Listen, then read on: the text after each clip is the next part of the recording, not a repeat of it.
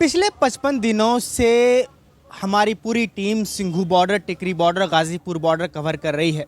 और इन 55 दिनों में न जाने आप एक दर्शक के तौर पर क्या कुछ देख चुके हैं।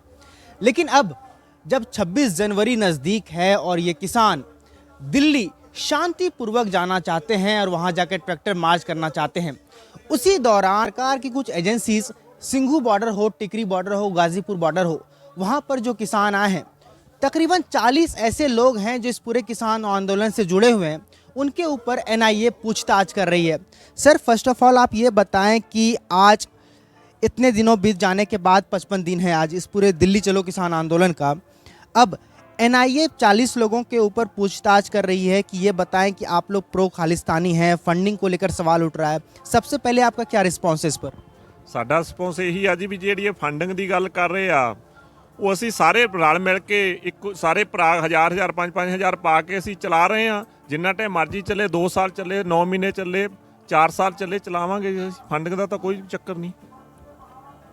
देखिए, सबसे बड़ी बात यह है कि किसानों का कहना है कि ये फंडिंग की जो बात है, ये पंजाब दूर दराज से इलाके जितने भी हैं वो लोग सब पैसे कलेक्ट करके लोगों के द्वारा अलग, अगर दूसरे देशों से भी हैं तो वहाँ से इनके जो परिवार वाले हैं वो इन्हें पैसे ट्रांसफ़र कर रहे हैं और वो पैसा यहाँ पर आके लंगर के तौर पर तब्दील होकर इन लोगों के पास आ रहा है और ये लोग पूरी सपोर्ट कर रहे हैं जितने भी किसान हैं।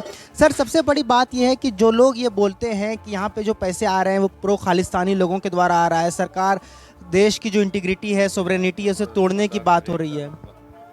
ਜਿਹੜਾ ਐਂ ਬੋਲਦਾ ਖਾਲਿਸਤਾਨ, ਪੰਜਾਬ ਦਾ ਹਰੇਕ ਘਰ ਦਾ ਬੱਚਾ ਬਾਹਰ ਬੈਠਾ, ਕੈਨੇਡਾ, ਅਮਰੀਕਾ, ਇੰਗਲੈਂਡ, ਹੈ ਨਾ, ਉਹ ਆਪਦੇ ਪੰਜਾਬ ਦਾ ਦਰਦ ਸਮਝਦਾ ਹੋਇਆ ਉਹ ਆਪਦੀ ਤਨਖਾਹ 'ਚੋਂ ਜਾਂ ਕਾਰੋਬਾਰ 'ਚੋਂ ਕੁਛ ਨਾ ਕੁਛ ਮਿਹਨਤ 'ਚੋਂ ਆਪਦੀ 'ਚੋਂ ਪੈਸਾ ਭੇਜਦਾ। ਠੀਕ ਹੈ ਨਾ, ਪੰਜਾਬ ਦਾ ਹਰੇਕ ਘਰ ਦਾ ਤਕਰੀਬਨ ਬੱਚਾ ਬਾਹਰ ਆ, ਐਨ ਆਰ ਆਈ ਹੈਗਾ। ਠੀਕ ਹੈ ਨਾ, ਉਹ ਵੀ ਕਰ ਰਿਹਾ। ਬਾਕੀ ਇਹ ਜਿਹੜਾ ਲੰਗਰ ਆ ਨਾ ਚੱਲ ਰਿਹਾ, ਇਹ ਤਾਂ ਗੁਰੂ ਸਾਹਿਬ ਨੇ 500 ਸਾਲ ਪਹਿਲਾਂ ਚਲਾਤੇ ਸੀਗੇ। ਉਹ 20 ਰੁਪਏ ਦਾ ਲੰਗਰ ਚੱਲੀ ਜਾਂਦਾ। ਇਹ ਤਾਂ ਵਾਹਿਗੁਰੂ ਦੀ ਕਿਰਪਾ ਹੀ ਇਹੋ ਜੀ ਆ ਬਸ। ਠੀਕ ਹੈ ਨਾ, ਇਹ ਚੱਲੀ ਜਾਣਾ, ਇਹ ਜਿੰਨਾ ਚਿਰ ਮਰਜ਼ੀ ਚੱਲੀ ਜਾਵੇ, ਇੱਥੇ ਲੰਗਰ ਦੀ ਕਮੀ ਨਹੀਂ ਹੋਣੀ, ਇਹ ਚੱਲੀ ਜਾਣੇ ਆ।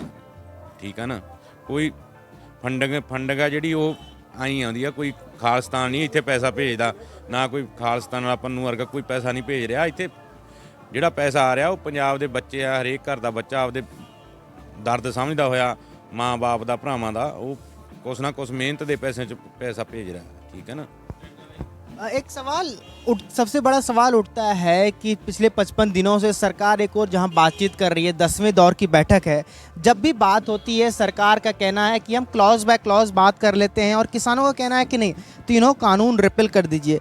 अब इतने दिनों बीत जाने के बाद क्या किसानों को अब ये लगने लगा है कि सरकार अब वेट एंड वॉच की स्थिति में है कि हम भी देखते हैं कि आखिर कितने दिनों तक किसान यहाँ पर बैठते हैं, तब तक सरकार की एजेंसियाँ अलग अलग तरीके से उनके ऊपर प्रेशर बना रही है?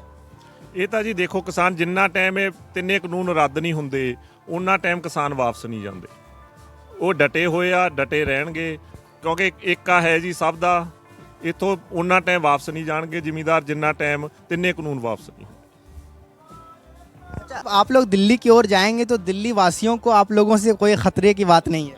ਨਹੀਂ, ਇੱਕ ਬਾਤ ਬਤਾਓ, ਇੱਥੇ ਤੁਸੀਂ ਨੇੜੇ ਨੇੜੇ ਪੁੱਛੋ ਸਭ ਨੂੰ, ਸਾਰੇ ਇਹ ਕਹਿ ਰਹੇ ਆ ਵੀ ਹਾਂ ਅਸੀਂ ਜਿੱਦਣ ਦੇ ਕਿਸਾਨ ਇੱਥੇ ਆਏ ਅਸੀਂ ਖੁਸ਼ ਹਾਂ, ਕਿਸੇ ਨੂੰ ਕੋਈ ਤਕਲੀਫ ਨਹੀਂ, ਸਭ ਖੁਸ਼ ਆ ਸਾਡੇ ਤੋਂ, ਅਸੀਂ ਮਿਲ ਵਰਤ ਕੇ ਸਾਰੇ ਇੱਕ ਜਗ੍ਹਾ ਰਹਿ ਰਹੇ ਆ, ਕਿਸੇ ਨੂੰ ਕੋਈ ਪ੍ਰੋਬਲਮ ਨਹੀਂ, ਸਭ ਦਾ ਬਹੁਤ ਪਿਆਰ ਆ ਜੀ ਇੱਥੇ। अच्छा, एक सवाल है कि कमेटी को लेकर अभी भी किसानों के बीच असमंजस बनी हुई है कि किसानों का कहना है कि कमेटी में जो अब 3 लोग बचे हुए हैं वो अभी भी सरकार के माउथ पीस हैं। अनिल गनवट जी ने जब ये बात कह दी है कि अगर कमेटी की बात सरकार नहीं मानती है तो अनिल गनवट खुद किसानों के साथ आकर उनका साथ देने के लिए इस पूरे विरोध प्रदर्शन में जुट जाएंगे। सर, कमेटी की जब बात आती है तो सरकार अभी भी नानुकुर कर रही है, लेकिन कमेटी का कहना है कि एक बार किसान के नेता हमसे आकर बातचीत कर लें। हाँ, हमारी कमेटी की जो रिपोर्ट है उसे ना माने, लेकिन आकर बातचीत तो करें कम से कम, ये सरकार का भी कहना है। ਮੇਰੀ ਬਾਤ ਸੁਣੋ, ਜੋ ਸਾਡੇ ਕਿਸਾਨ ਜਥੇਬੰਦੀਆਂ ਦੇ ਆਗੂ ਸੀ ਉਹਨਾਂ ਨੇ ਪਹਿਲਾਂ ਕਹਿਤਾ ਸੀ, ਸੁਪਰੀਮ ਕੋਰਟ ਜਾਣ ਤੋਂ ਪਹਿਲਾਂ ਕਹਿਤਾ ਸੀ ਵੀ ਜੇ ਸੁਪਰੀਮ ਕੋਰਟ ਕਾਨੂੰਨ ਵਾਪਸ ਲੈਂਦੀ ਹੈ ਸਾਡੇ ਹੱਕ 'ਚ ਠੀਕ ਆ, ਜੇ ਕੋਈ ਕਮੇਟੀ ਬਣਾਊ ਅਸੀਂ ਉਹਦੇ ਸਾਹਮਣੇ ਪੇਸ਼ ਨਹੀਂ।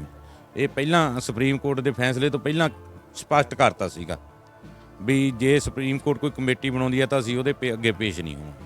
ਠੀਕ ਆ, ਉਹ ਜੇ ਸੁਪਰੀਮ ਕੋਰਟ ਕਾਨੂੰਨਾਂ ਨੂੰ ਰੱਦ ਕਰਦੀ ਆ, ਅਸੀਂ ਸੁਪਰੀਮ ਕੋਰਟ ਦੇ ਫੈਸਲੇ ਦਾ ਸਵਾਗਤ ਕਰਦੇ ਹਾਂ। ਠੀਕ ਆ। कुछ नतीजा सरकार का ऐसा कुछ रुख लग रहा है कि सरकार इस पूरे नतीजे का कोई मसला हल करने की ओर देख रही है, या सरकार चाहती है कि बातचीत का सिलसिला लंबा चलता रहे, एजेंसीज हैं, कुछ कॉन्स्पिरेसीज हो रही है, काम हो, कुछ न कुछ ऐसी बात हो जाए जो इनके बीच फूट हो जाए, ताकि ये जो पूरा आंदोलन है इसे कहीं ना कहीं एक तोड़ने की साजिश जो बात कह रही है वो हो सकता है।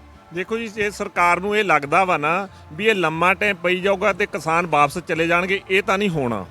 ਕਿਉਂਕਿ 55 ਦਿਨ ਹੋ ਗਏ, ਜਿਹੜਾ ਪਹਿਲੇ ਦਿਨ ਇਕੱਠ ਸੀ ਉਹਦੇ ਨਾਲੋਂ ਦੁੱਗਣਾ ਚੌਗਣਾ ਇਕੱਠ ਹੋ ਚੁੱਕਾ ਵਾ। ਇਹ ਸਰਕਾਰ ਨੂੰ ਮੰਨਣਾ ਹੀ ਪੈਣਾ ਹੈ। ਅੱਜ ਮੰਨ ਜੇ 6 ਮਹੀਨੇ ਰੋਕ ਕੇ ਮੰਨ ਜੇ, ਮੰਨਣਾ ਹੀ ਪੈਣਾ ਹੈ। ਸਰਕਾਰ ਨੂੰ ਮੰਨਣਾ ਹੀ ਪਊਗਾ।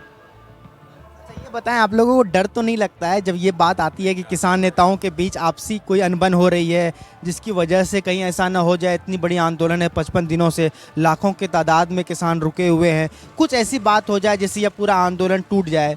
ਨਹੀਂ, ਕਿਉਂ ਟੁੱਟ ਜਾਊਗਾ? ਸਾਡਾ ਭਰਾਵਾਂ ਦਾ ਪਿਆਰ ਹੀ ਇੰਨਾ ਵਾ, ਸਭ ਦਾ ਇੱਕ ਦੂਜੇ ਨਾਲ ਥਵਾਕ ਆ, ਇਹ ਟੁੱਟਣਾ ਹੀ ਨਹੀਂ। ਕਾਹਤੋਂ ਟੁੱਟੂਗਾ ਜੀ? ਇਹੋ ਜਿਹੀ ਕੋਈ ਚੱਕਰ ही नहीं। शुक्रिया मुझसे बात करने के लिए। तो ये थे वो किसान जिनका कहना है कि भले ही किसान नेताओं के बीच कुछ अनबन हो जाए, फिर वो अनबन ठीक भी हो जाए, और सरकार की एजेंसीज कितनी भी कोशिश कर लें इस पूरे आंदोलन को ख़राब करने के लिए, लेकिन ये किसान पिछले 55 दिनों से डटे हुए हैं और आगे भी तब तक डटे रहेंगे जब तक तीनों कानून वापस नहीं हो जाते। पीयूष कुमार की रिपोर्ट, सिंघू बॉर्डर से द हेडलाइन के लिए।